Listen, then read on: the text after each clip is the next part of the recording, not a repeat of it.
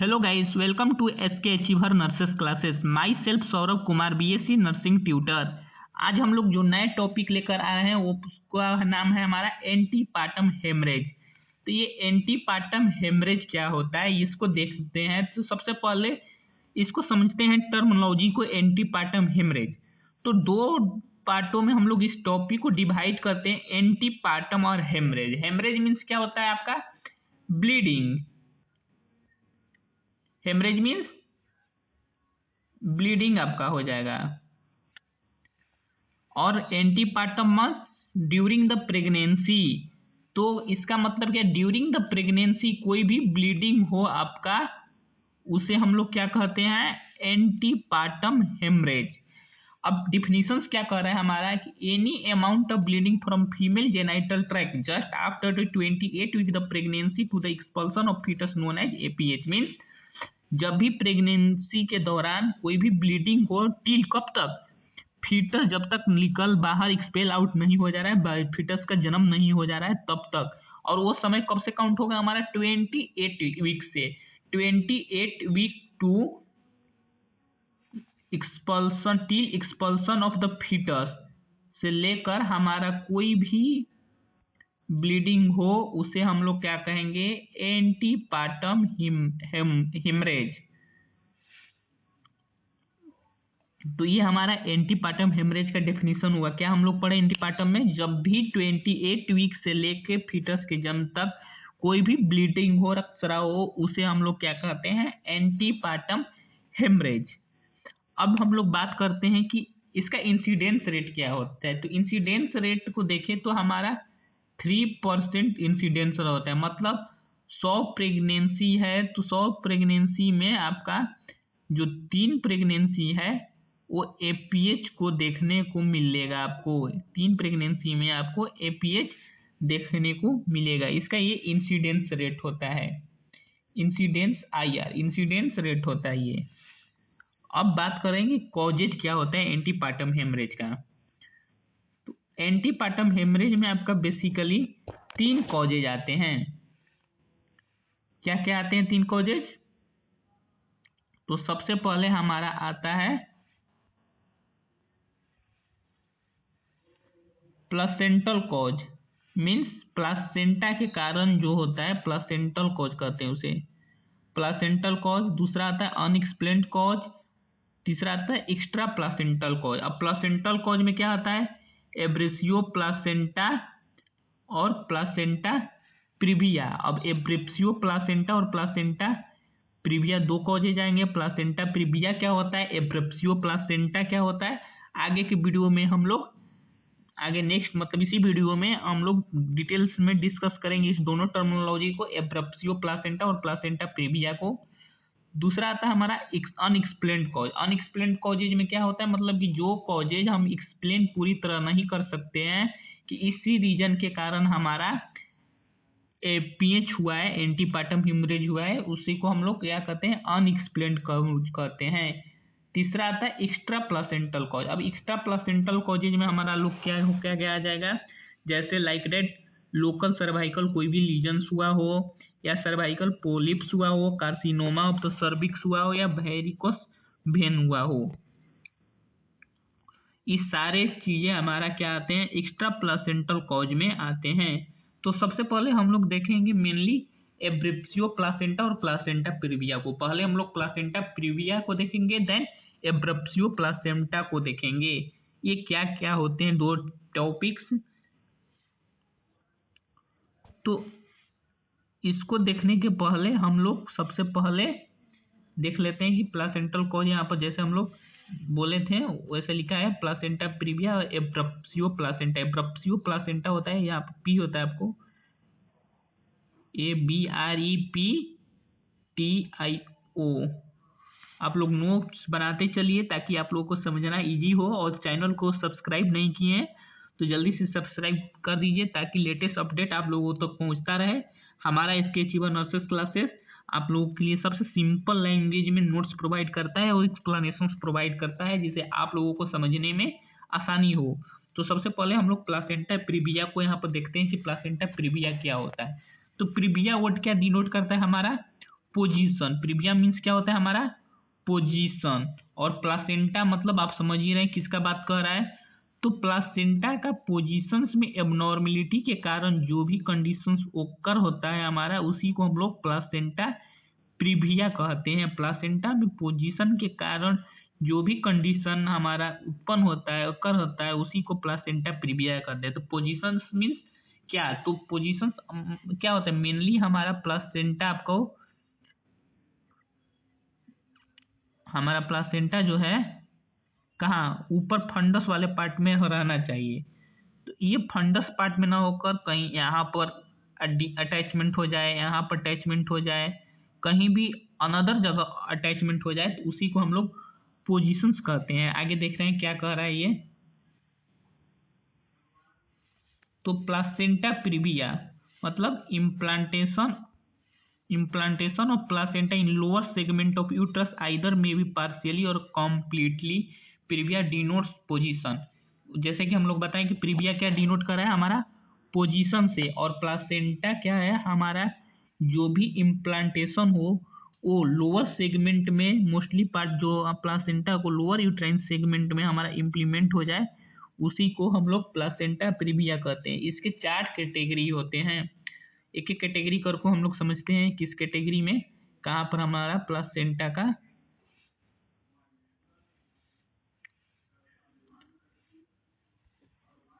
तो category type समझने से पहले हम लोग समझते हैं इसके रिस्क फैक्टर को और कॉजेज को। तो रिस्क फैक्टर क्या होते हैं जो कि प्लासेंटा प्रीविया को होने में कंट्रीब्यूट करते हैं, योगदान प्रदान करते हैं। तो सबसे पहले हमारा आता है प्लासेंटा निमोनिक हुआ क्या प्रीविया। तो सबसे पहले पी से हमारा, एक मिनट,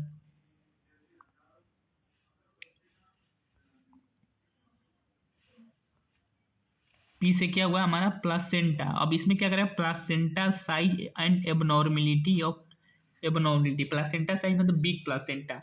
तो बिग प्लासेंटा को हम लोग क्या कहेंगे, कमेंट बॉक्स में जल्दी बताइए आप लोग, जल्दी से कमेंट कीजिए। प्लासेंटा बिग साइज को हम लोग क्या करेंगे, तो इसको हम लोग बोल सकता है क्या प्लासेंटोमीगेली।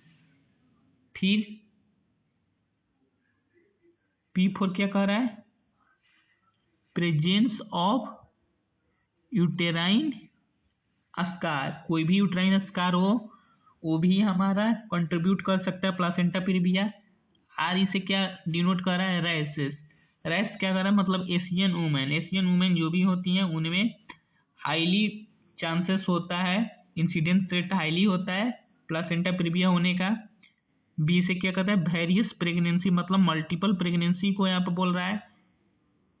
आई से क्या करा इनफर्टिलिटी ट्रीटमेंट, किसी को भी इनफर्टिलिटी ट्रीटमेंट चला हो तो उसे प्लासेंटा प्रीविया होने की मोस्टली चांसेस होता है। ए डिलेड प्रेगनेंसी मतलब एज ओवर द 35 ईयर से जो है डिले प्रेगनेंसी हो तो 4 ऐसा माना जाता है कि 4 टाइम्स प्लासेंटा प्रीविया होने की चांसेस इंक्रीज हो जाता है, ऐसा माना जाता नहीं है। हमारा रिसर्च रिपोर्टेड कहते हैं कि 35 ईयर्स के बाद प्रेगनेंसी जो भी होती है उसमें प्लासेंटा प्रीविया का 4% चांसेस इंक्रीज हो सकते हैं। अब नेक्स्ट देखते हैं इसके टाइप्स को। तो टाइप्स में पहले हम लोग बात कर रहे हैं कि ग्रेड टाइप्स में इसको grade treatment type 1 type 2 type 3। तो सबसे पहले हमारा यूट्रस को यहाँ से डिवाइड कर दिया। अब यहाँ के यूट्रस को हमारा अपर यूट्राइन सेगमेंट बोला है, यहाँ लोअर यूट्राइन सेगमेंट बोला है। तो अब अपर यूट्राइन सेगमेंट टाइप 1 में जिसे हम लोग लो लाइन या बोले तो लो लाइन प्लासेंटा प्रीविया कहते हैं। लो लाइन में क्या होता है कि mostly part of the placenta in upper uterine segment and the small part in the lower uterine segment is known as low line placenta previa, जैसा कि आप लोग वीडियो में फोटो में देख रहे हैं। मार्जिनल में क्या कहता है हमारा, मार्जिनल में क्या होता है कि major part of the lower line and the most less part in the upper uterine segment. थोड़ा सा फिगर इसमें गड़बड़ आपका आ गया है कि इसमें क्या हमारा होता है मार्जिनल में कि जितना मोस्टली पार्ट होता है हमारा लोअर यूट्राइन सेगमेंट होता है और थोड़ा सा पार्ट अपर यूट्राइन सेगमेंट में होता है, जबकि लो लाइन में क्या होता है कि थोड़ा सा पार्ट लोअर यूट्राइन सेगमेंट में होता है और ज़्यादा से ज़्यादा पार्ट अपर यूट्राइन सेगमेंट में होता है। दोनों कंडीशंस में जो हमारा इंटरनल ओस है उसको ब्लॉक नहीं करता है प्लासेंटा, जिसके कारण इसमें माइनर डिग्री में रखा गया है, इसमें नॉर्मल डिलीवरी पॉसिबल होता है। लेकिन अब टाइप थर्ड में पार्शियल और कंप्लीट प्लासेंटा प्रीविया में क्या होता है, मार्जिनल को भी अनदर दो पार्ट में हम लोग डिवाइड करते हैं, एंटेरियर और पोस्टीरियर पार्ट में डिवाइड करते हैं, तो उसको आगे हम लोग देखेंगे। सबसे पहले उसके पहले देखने से पहले पार्शियल और कंप्लीट को क्या करते हैं। तो पार्शियल में भी क्या आता है कि मोस्टली पार्ट जो होता है लोअर यूट्राइन सेगमेंट में होता है और थोड़ा सा पार्ट अपर यूट्राइन सेगमेंट में होता है, बट ये कंप्लीटली जो इंटरनल उसको है ब्लॉक नहीं करता है। और कंप्लीट प्लासेंटा प्रीविया में क्या होता है कि major part lower uterine segment में होता है, मतलब कि मेजर क्या बोले, total part lower uterine segment में होता है और ये कंप्लीटली इंटरनल उस जो होता है हमारा ब्लॉक कर देता है। अब देखते हैं एक एक कर कि क्या कर रहा है हमारा डायग्रामेटिक, तो समझ लीजिए। तो टाइप 1 में आपको क्या कर रहा है, complete placenta previa, entire cervix is covered, entire cervix जिसमें कवर था।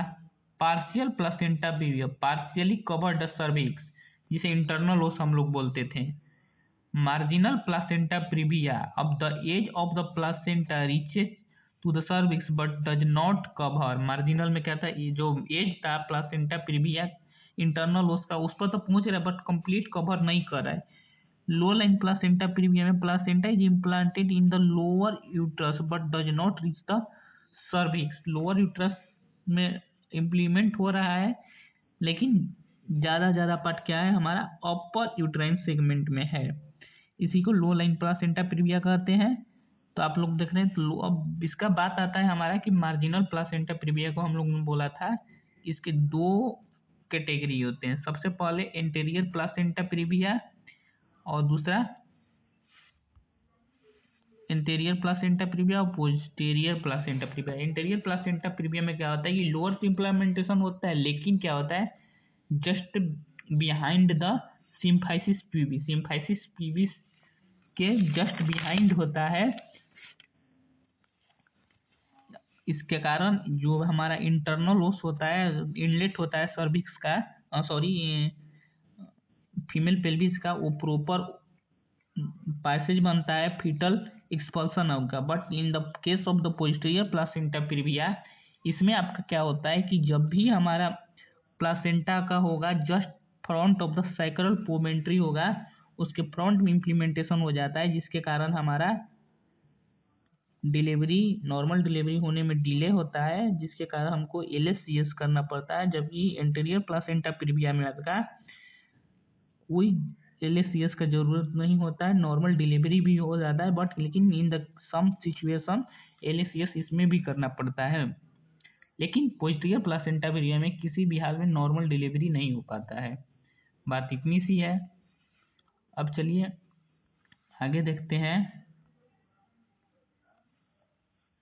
साइन एंड सिम्टम की तरफ देखते हैं। तो साइन एंड सिम्टम हमारा क्या कह रहा है कि सबसे पहले ब्लीडिंग, जी हाँ ब्लीडिंग तो होता ही है। Sudden onset of the bleeding, bright red in colour, causeless bleeding, कोई भी कॉजेज एग्जैक्ट कॉजेज नहीं पता रहते हैं कि क्यों प्लासेंटा का लोअर में से अटैचमेंट हो गया। रिकरेंट ब्लीडिंग होता है, बार बार होता है। रिवील्ड ब्लीडिंग होता है, blood expel out through the vagina. Bleeding does not associated with activity of women, कोई भी एक्टिविटी ऑफ वुमेन से एसोसिएटेड नहीं होता है कि ब्लीडिंग हो रहा है तो फीमेल लेथार्जी हो गई या हाई टेम्परेचर फीवर आ गया, ऐसा कुछ नहीं होता है। Bleeding can possible even in the resting period, uterus feel soft atonic boggy uterus. समझ में आया। अब नेक्स्ट बात करते हैं डायग्नोसिस की। तो डायग्नोसिस में हम लोग क्या कराते हैं, सबसे पहले placentography and PV is contraindicated, PV placentography कराते हैं एंड पीवी कंट्राइंडिकेटेड रहता है। पीवी कब करते हैं, PV can done in the OT it can done with the double setup examination के साथ डन करते हैं। पीवी एग्जामिनेशन मीन्स बोले तो पेल्विक एग्जामिनेशन पर वेजाइनल या पेल्विक एग्जामिनेशन भी बोल सकते हैं, वही चीज होता है। अब मैनेजमेंट दो तरह के देते हैं, एक्सपेक्टेड मैनेजमेंट और एक्टिव मैनेजमेंट। एक्सपेक्टेड मैनेजमेंट में क्या करते हैं कि when the female is haemodynamically stable, shock, FHR and reactivity fetus को चेक करते हैं। अब less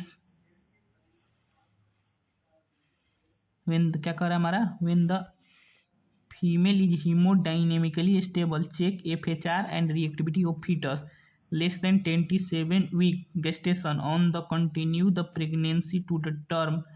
If the more than 27 week of the pregnancy then terminate the pregnancy. Of है, CUF नहीं है, ये ऑफ है। ऑफ द प्रेगनेंसी मतलब क्या कर रहा है कि अगर फीमेल हीमोडाइनेमिकली स्टेबल हो तो चेक करेंगे फीटल एफएचआर और रिएक्टिविटी ऑफ फीटस हमारा मिलता है तो, और तो उसके बाद फीटस चाहे 27 वीक से कम हो या मोर देन 37 वीक्स हो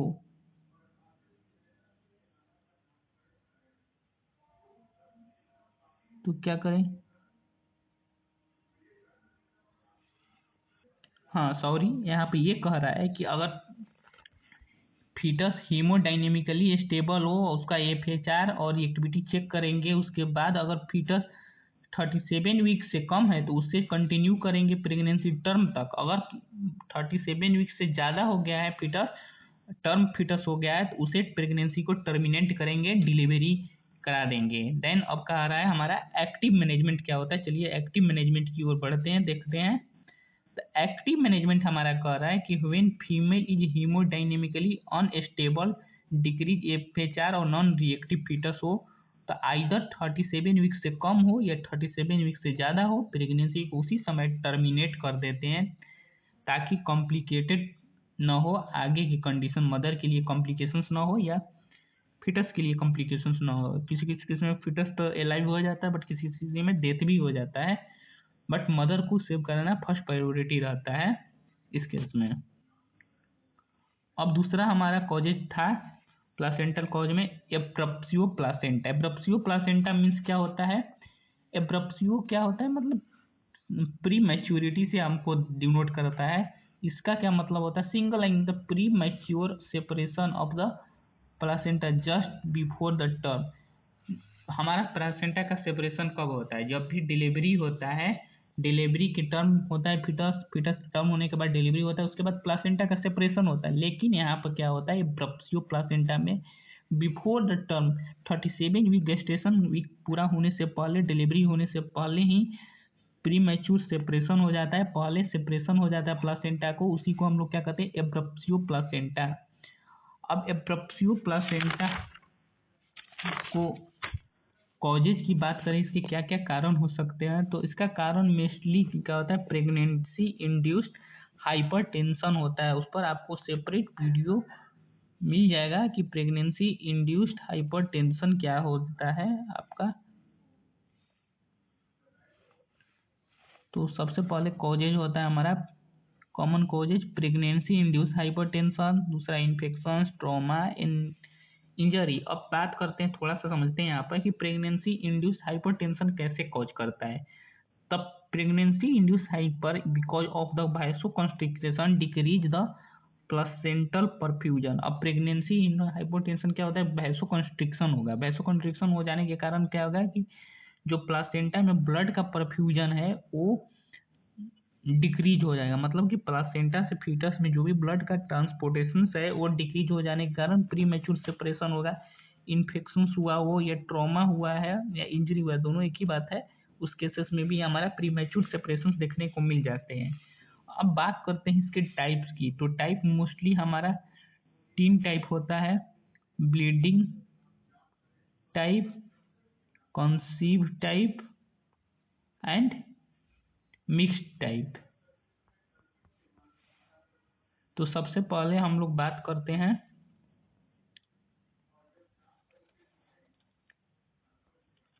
ब्लीडिंग टाइप में क्या होता है, bleed expel out through the vagina से एक्सपेल आउट होता है जो भी ब्लीडिंग होता है, बट कंसीव टाइप में वेजाइना से एक्सपेल आउट हो तो करना होगा behind inside in the uterus clot बनाता है। और मिक्स टाइप में क्या होता है कि कुछ कुछ एक्सपेल आउट होता है लेकिन कुछ कुछ अमाउंट क्लॉट आउट हो जाता है, क्लॉट आउट बना लेता है, क्लॉटिंग बना लेता है, कहाँ यूट्रस में ही उसे मिक्स टाइप कहते हैं। अब क्लिनिकल ग्रेडिंग देखते हैं आगे नेक्स्ट।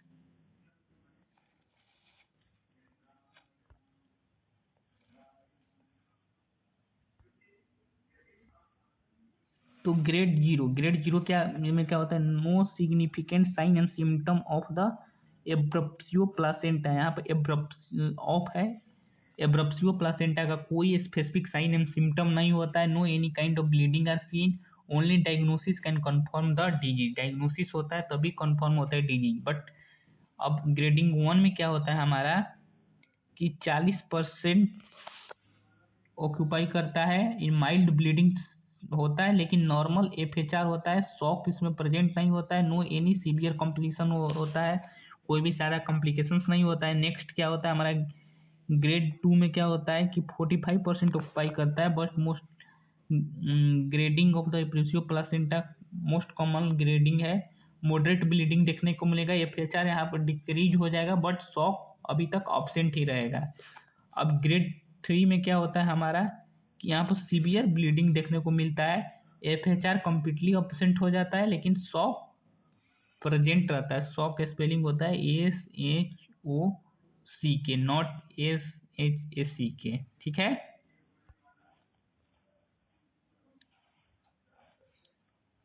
अब साइन एंड सिम्टम हमारा यहाँ पर क्या होगा, सबसे पहले ग्रेड वन में पहले रिवाइज कर लेते हैं रिवाइज। तो ग्रेड वन में क्या कह रहा था हमारा, ग्रेड वन में क्या कह रहा है कि कोई भी confirm diagnosis sign and symptom नहीं होता है, ना ब्लीडिंग होता है, ओनली डायग्नोसिस ले कंफर्म करते हैं कि इसे प्लासेंटा प्रीविया एब्रप्सियो प्लासेंटा है, सॉरी ये क्या कह रहा है grade zero. But grade one में क्या कह रहा था हमारा, जल्दी जल्दी बोलिए, ग्रेड वन में क्या कह रहा था कि माइल्ड ब्लीडिंग होता है, नॉर्मल एफएचआर होता है बट शॉक अब्सेंट रहता है, नो एनी सीवियर कॉम्प्लिकेशंस होता है। ग्रेड टू में क्या कहता है, मोस्ट कॉमन ग्रेडिंग होता है बट एफएचआर मॉडरेट ब्लीडिंग होता है, एफएचआर डिक्रीज होता है बट शॉक अब्सेंट होता है। ग्रेड थ्री में बोल रहा है कि सीवियर वेजाइनल ब्लीडिंग होता है और अब्सेंट एफएचआर होता है बट शॉक प्रेजेंट होता है। अब बात करते हैं साइन एंड सिम्टम की। तो यहाँ पेनफुल ब्लीडिंग होता है, वहाँ पेनलेस ब्लीडिंग होता है, यहाँ पर पेनफुल ब्लीडिंग होता है, वहाँ कहाँ पेनलेस ब्लीडिंग होता है। तो हमारा प्लासेंटा प्रीविया की बात कर रहे हैं हम। यहाँ डार्क रेड ब्लीडिंग होता है, यहाँ ब्राइट रेड ब्लीडिंग होता था, and the causes is present होता है यहाँ पर uterus film placenta in upper segment. वहाँ प्लासेंटा मोस्टली पार्ट कहाँ सेगमेंट में रहता है, तो लोअर यूट्राइन सेगमेंट में, बट यहाँ प्लासेंटा इन अपर सेगमेंट में रहेगा। नॉट रिकरेंट ब्लीडिंग नहीं होता है, concealed type of bleeding more commonly seen. Concealed type bleeding जो होता है मोस्ट कॉमनली यहाँ पर देखने को हमको मिलता है।